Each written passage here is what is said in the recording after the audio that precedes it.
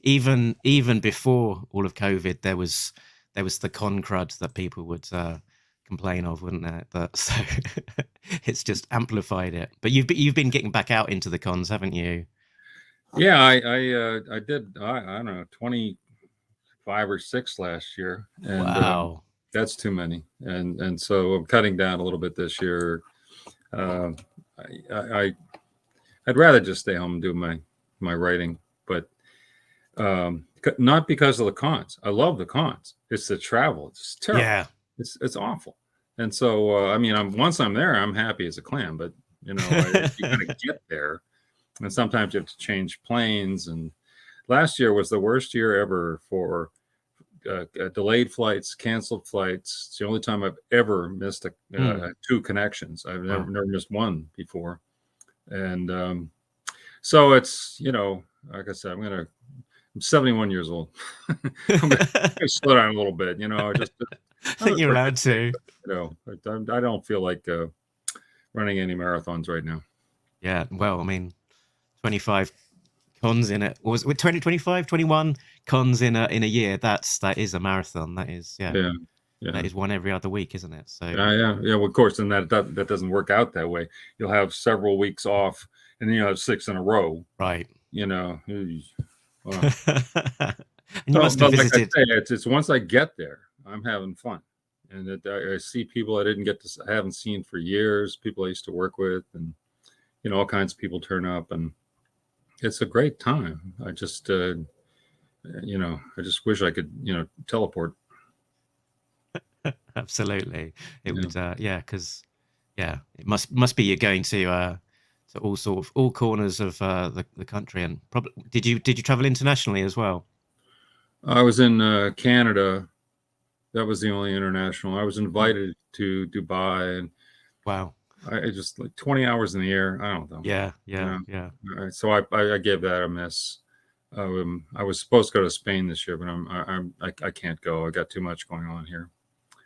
And I've been to Mexico and here and there, but and I have been to Spain. I did the Salon de Comicos in Spain, Barcelona. They take their comics seriously over. Oh yeah, Europe. Yeah, and they pull no punches. They ask whatever question, And it wasn't what was the color of Napoleon's white horse. It's always something that requires explanation. I'm just going to ping Tim a message just to see if he's my co-host. Tim, see if he's... Where are you, by the way? I am on the south coast of England in a place called Brighton. Oh, I was there. World Science Fiction Convention was there. Oh, wow. Yeah. When was that? It was years ago. It was maybe 87 or 88, something like that. And we did all the tourist stuff. Went around. There's a Royal Summer Home there, I think. That's right. It's the Brighton Pavilion, it's called. Yes. And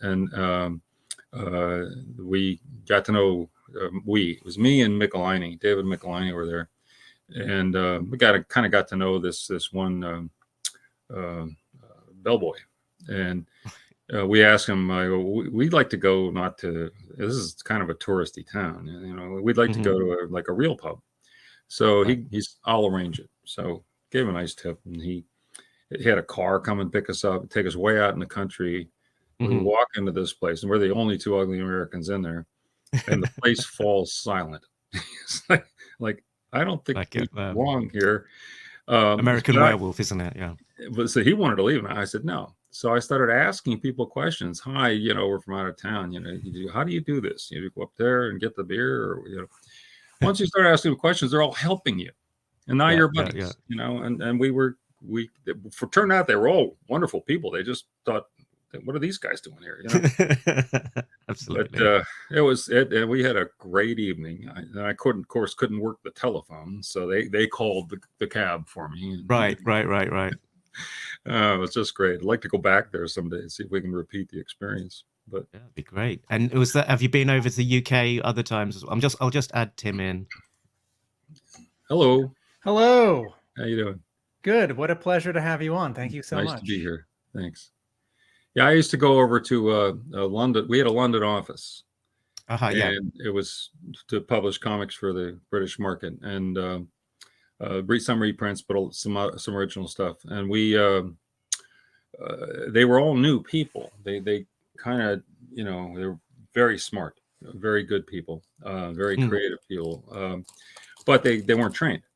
And so for a few years there, Marvel would send me over, could be like 5-6 times a year to train the staff. I taught them creative, editorial, in-house production, printing production. I didn't know as much about the distribution there as I did here, but helped with that. And in some cases, some of the financial stuff that they needed to know. I think Allison Gill was there at the time, and she's brilliant, but she was pretty new. And so just trying to coach everybody on everything, because I'd been in the business so long. Yeah, absolutely. I spoke to Richard Starkings last year. We had an interview with, who was editorial at Marvel UK at the time. Yeah. That was fun going over there, and I had the expense account, so we'd all go out to the pub afterwards. Yeah, you were popular. Yeah, they would have liked me anyway, even if I was a bad guy, I was all right. Excellent. Cool. So how long have we got you for today? Have you got a time you got to finish? Because we love talking, and I'm sure that you've got lots of interesting things to say. The last guy that said that 8 hours later, I was still talking. We've not done 8 hours yet. No. We're also gonna because our focus is G.I. Joe. We'll try and but we between the two of me and Tim, we love all things comics. You can see behind me, I've got some of my collection on display. I think what Mark is saying, we'll just keep talking. So well, you have a time when I get tired and start to take a nap, then well, okay, then if it's somewhat open-ended,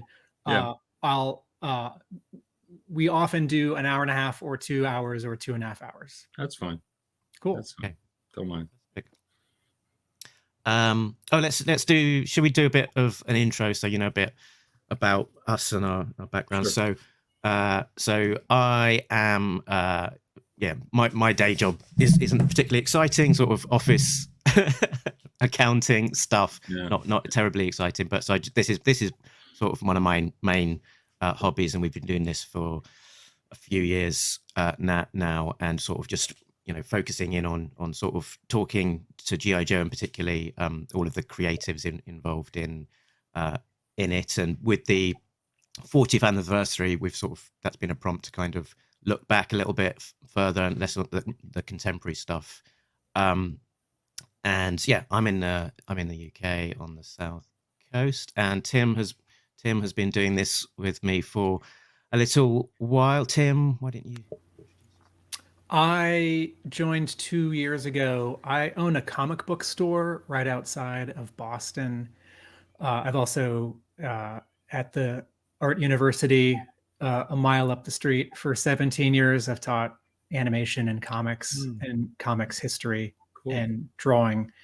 And I'm writing a history book on G.I. Joe, which is mostly finished. Some of the interviews that Mark has lined up for this podcast end up sort of late in the game being helpful. Well, obviously you talked to Larry. I mean, he's the guy, right? Larry was my first interview for my book, and we snagged Larry for the podcast. What was that? 4 months ago? 6 months ago? It's a long time ago, and every once in a while, Larry and I will not be exactly the same about something. I know my part real well, but he did. I'm the tip of the iceberg, and he did everything else. And so I always tell people, if I say something that wasn't me directly doing it, believe Larry, because he knows. And And I can tell you in great and vivid detail the parts I did and how I was involved. But Larry is the authority, let's face it. Shall I? Shall I do this proper intro for purposes of the recording? Introduce Tim, Jim, and then we'll start the proper interview. Yes, I've got question number 1 ready to go because we're just going to dive in. Okay, excellent. Let's get.